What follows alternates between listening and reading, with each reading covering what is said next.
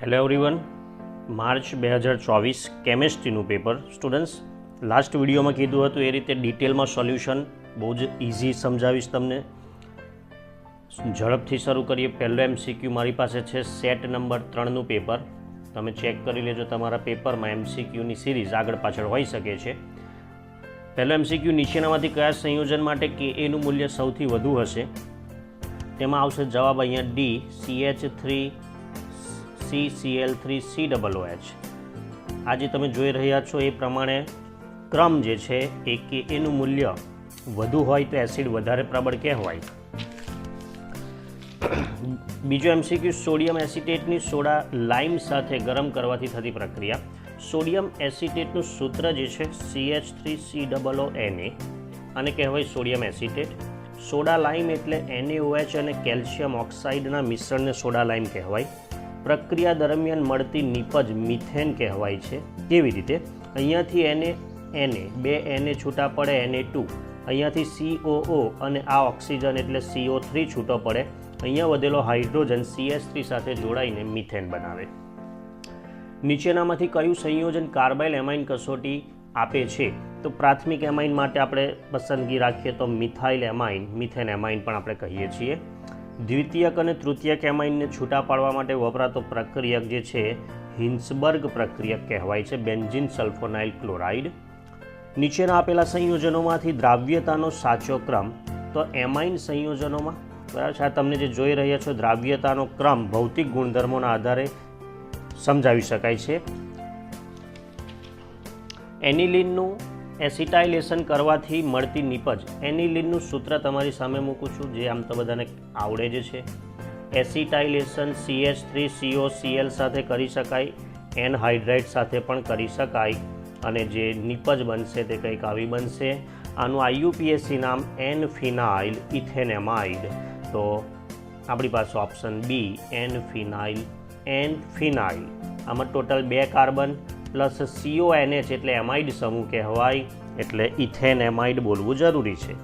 સેન્ડમેયર વડે કયું સંયોજન બનાવી શકાતું નથી? તો આયોડોબેન્ઝીન નથી બનતું. નથી શબ્દ વાંચવાનો છે, ઘણી બધી વાર આપણે વાંચતા જ નથી. કયો એમાઇડ હોફમેન પ્રક્રિયા દ્વારા પ્રોપેન એમાઇન બનાવવાનું છે? પ્રોપેન એમાઇનનું સૂત્ર છે CH3CH2CH2NH2. એક કાર્બન વધારે લઈ લેવો. હોફમેનનો આ નિયમ છે કે એક કાર્બન વધારે લઈ લો તો બ્યુટેન એમાઇડ બને, જેમાંથી તમે પ્રોપેન એમાઇન બનાવી શકો છો. લેક્ટોઝના જળ વિભાજનથી, તો કે ગેલેક્ટોઝ અને ગ્લુકોઝ. બહુ સહેલો MCQ, 9મો MCQ. નીચેનામાંથી કયો એસિડ વિટામિન પણ કહેવાય? એસ્કોર્બિક એસિડ વિટામિન તરીકે પણ ઓળખાય છે અને એમિનો એસિડ તરીકે પણ ઓળખાય છે. DNAના દ્વિસર્પિલ બંધારણમાં 2 બેઝ વચ્ચે હાઇડ્રોજન બંધ, બરાબર છે, તો એડેનિન અને થાઇમિન વચ્ચે હાઇડ્રોજન બંધ જોવા મળે છે.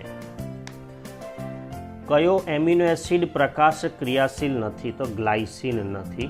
સૂત્ર યાદ કરાવું, NH2CH2COOH. વચ્ચેના કાર્બન પર 2 હાઇડ્રોજન હોવાથી તે ચિરાલ કાર્બન નથી, માટે પ્રકાશ ક્રિયાશીલ નથી. ઘન દ્રાવણનું ઉદાહરણ સોનામાં દ્રાવ્ય થયેલું કોપર. એકદમ સહેલો MCQ. 14મો MCQ, જો 22 ગ્રામ દ્રાવ્યનું વજન આપેલું છે, W/W શોધવાનું છે. દ્રાવ્યનું વજન ગુણ્યા 100 છેદમાં દ્રાવ્ય વત્તા દ્રાવક 122 આપ્યો છે. આનું સાદુરૂપ જો તમે આપશો તો 15.28 આવશે. મેં તમને સૂત્ર અને કિંમતો મૂકીને છેદમાં ખાલી સરવાળો કરજો દ્રાવ્ય અને દ્રાવકનો. જો ખાલી 122 લઈને કરશો તો નહીં. 15મો MCQ, જો 0. ઓકે, અને આપણે 2 ઓપ્શન રાખેલા છે એટલે એને આપણે હમણાં સ્કીપ કરીએ છીએ. એમાં તમને માર્ક મળવાના ચાન્સ ખરા. બોર્ડની ફાઇનલ આન્સર કી આવશે ત્યારે તમે ચોક્કસ દરેક MCQ મેચ કરી લેજો સ્ટુડન્ટ્સ. 16મો MCQ, એક મોલલ એટલે કે મોલાલિટી આપી દીધી છે 1, તો ડેલ્ટા TB બરાબર KB ગુણ્યા M. જો તમે Mની કિંમત 1 રાખશો તો ડેલ્ટા TB બરાબર KB. તો બહુ સહેલો MCQ મારી દ્રષ્ટિએ. 17મો MCQ, આદર્શ દ્રાવણનું ઉદાહરણ બેન્ઝીન અને ટોલ્યુઇન. અથાણું બનાવવા માટે ઓકે, અભિસરણ દબાણના પરથી પૂછાયેલો કે તે પાણી ગુમાવે છે, માટે સંકોચાય ક્યારે? પાણી ગુમાવે ત્યારે, અને અભિસરણની ઘટના કહેવાય. વિદ્યુત રાસાયણિક કોષ વિદ્યુત વિભાજન તરીકે વર્તવા માટે એક્સટર્નલ બાહ્ય પોટેન્શિયલ ગ્રેટર ધેન ટી સેલ.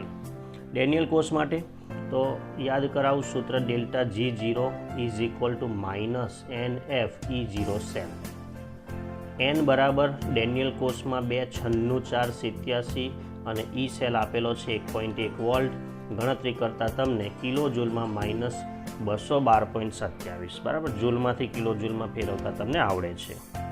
એલ્યુમિનિયમ જે છે સ્ટુડન્ટ્સ +3 3 ઇલેક્ટ્રોન મેળવીને એલ્યુમિનિયમમાં ફેરવાય. આ 1 મોલ એલ્યુમિનિયમ છે તો 3 ફેરાડે છે.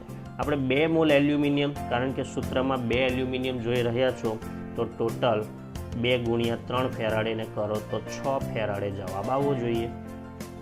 1 એલ્યુમિનિયમ માટે 3 ફેરાડે તો 2 માટે 6.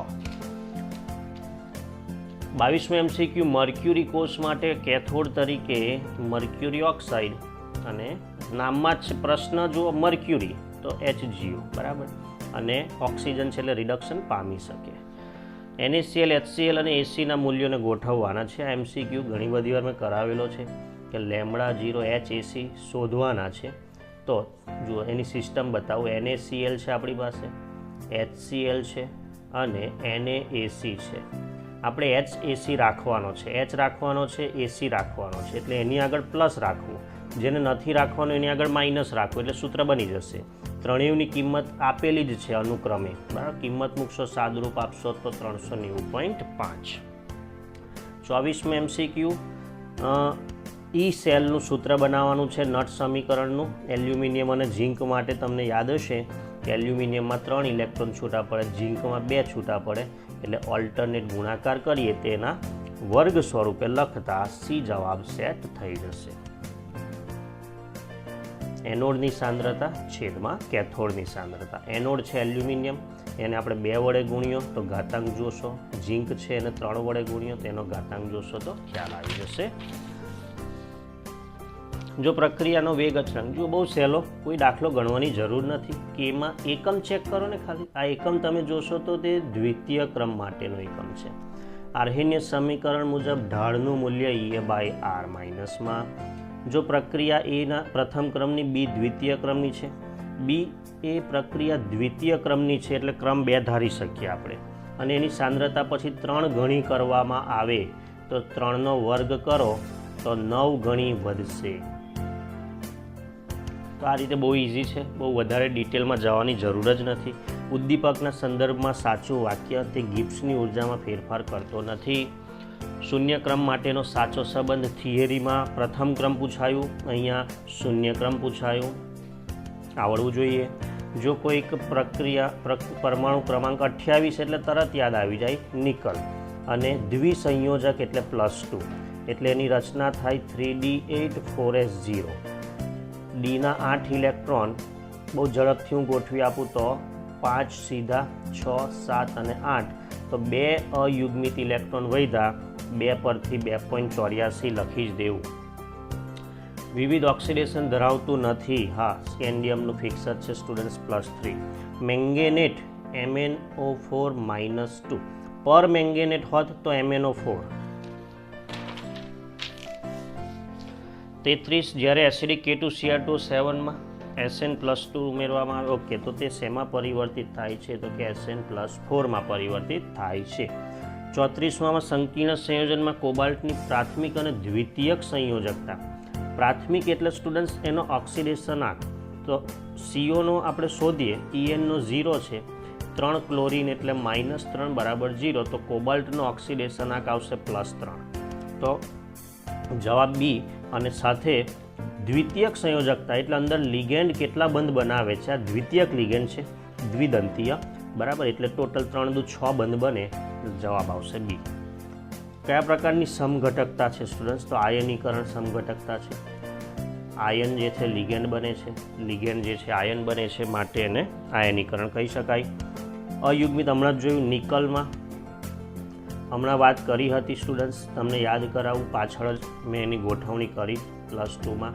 Ca એ પ્રબળ લિગેન્ડ છે બરાબર, એટલે જે ગોઠવણી કરીશું આપણી પાસે 8 ઇલેક્ટ્રોન વધતા હતા. આ 8 ઇલેક્ટ્રોન બરાબર ભેગા કરીશું કારણ કે અહીંયા પ્રબળ લિગેન્ડ છે. તો અહીંયા અયુગ્મિત ઇલેક્ટ્રોનની સંખ્યા 0, તો n બરાબર 0 પરથી લખી શકાશે. નીચેનામાંથી કયો ઉભયદંતી લિગેન્ડ છે? HCN-. વધુ સ્થાયી સંકીર્ણ ઓક્ઝોલેટ આયન ક્રમ પ્રમાણે SN1 માટેની ક્રિયાવિધિનું બરાબર બી ઓપ્શન સૌથી ઓછું છે, પછી થોડું વધારે સૌથી તૃતીયક તરફ જતાં વધશે. સ્વાર્ટ્સ પ્રક્રિયકમાં વપરાતો નથી. HF ને આપણે ના વાપરી શકીએ. આ વપરાશે AGF અને KGF આપણે વાપરેલા જ છે. નીચે આપેલી પ્રક્રિયામાં મુખ્યત્વે ઝેડ નિપજ કઈ હશે? રિડક્શન, બ્રોમિનેશન પણ યુવી પ્રકાશ, આ વાંચવું જરૂરી છે. સૂર્યપ્રકાશની હાજરીમાં હેલોજિનેશન આલ્કાઇલ સમૂહ સાથે થાય સ્ટુડન્ટ્સ. તો પહેલો જ ઓપ્શન અહીંયા તમે જોઈ શકો છો, Br જોડાય છે. આ ના હોત તો બેન્ઝીનની રિંગ સાથે Br જોડાત FeCl3 ઉદ્દીપકની હાજરીમાં.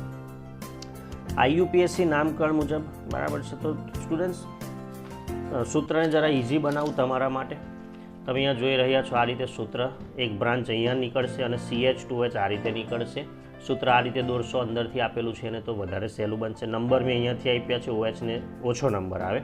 એક બ્રાન્ચ અહીંયા છે, એક બ્રાન્ચ અહીંયા છે, 2,5 ડાયમિથાઇલ થઈ જશે. 6 કાર્બન એટલે હેક્ઝેન થઈ જશે. 1,3 પર 2 OH એટલે ડાયોલ થઈ જશે. તો આપણી પાસે છે C option, 2,5 dimethyl hexane 1,3 diol. નિપજ કઈ મળશે? આ એક રિડક્શન, યસ NaBH4 રિડક્શન છે. આમાં ડી જવાબ આવશે, જે કીટોનિક સમૂહ સાયક્લોહેક્ઝેનની રિંગ સાથે જોડાયેલો છે તેનું રિડક્શન પહેલાં થશે. એસ્પિરિન માટે સૂત્ર યાદ હોય તો તમે આરામથી OH સમૂહમાં COCH3 લગાવવું અને COOH અને સિગ્માને પાયબંધ ગણશો તો 21 અને 5 થવા જોઈએ. રીમન ટીમનમાં મળતી અંતિમ નિપજ મેં યાદ રાખવા કીધું હતું, કોલ્બે એસિડ એટલે કે કોલ્બેમાં સેલિસિલિક એસિડ અને રીમર ટીમાનમાં સેલિસાલ્ડિહાઇડ. X અને Yનું અનુમાન કરો તો આની નિપજ આવશે સ્ટુડન્ટ્સ. આ નિપજ આવશે, સહેલી પ્રક્રિયા છે, બંધ તોડીને તમે H અને I ને વહેંચી શકો છો. ગાટરમાન અને કોચ પ્રક્રિયામાં વપરાતા ઉદ્દીપક પ્રક્રિયક COHCl AlCl3. કયું સંયોજન કેની ઝારો આલ્ફા હાઇડ્રોજન ના હોવો જોઈએ? એ પ્રક્રિયા આપી શકે છે. આપણને પૂછ્યું છે, આપતા નથી. આની પાસે આલ્ફા હાઇડ્રોજન છે એટલે આ આપણા કેની ઝારોમાં નહીં વપરાય. એસિડિક માધ્યમમાં સાયક્લોપેન્ટેનોનની પ્રક્રિયા હાઇડ્રોક્સિલ એમાઇન સાથે કરવાથી સાયક્લોપેન્ટેનોન સ્ટુડન્ટ્સ જોઈ લેજો, થોડું તમને વધારે ક્લિયર કરી આપું. આ છે સાયક્લોપેન્ટેનોન.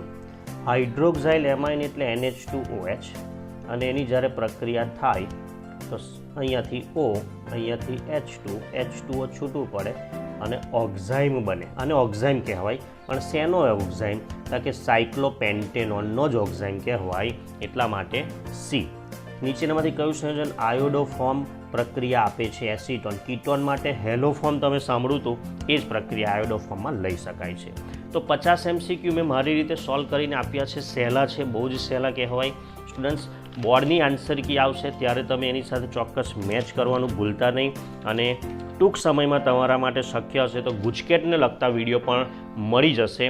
તો આપણી આ ચેનલને સબસ્ક્રાઈબ કરી રાખો, તમારા મિત્રો સાથે શેર કરો અને કેટલા આન્સર તમારા સાચા પડે છે જો તમે કોમેન્ટ કરી શકતા હોય તો ખૂબ જ સારી વાત છે. મળીશું આવા જ અગત્યના વિડીયો સાથે. ત્યાં સુધી good bye, take care, thank you very much.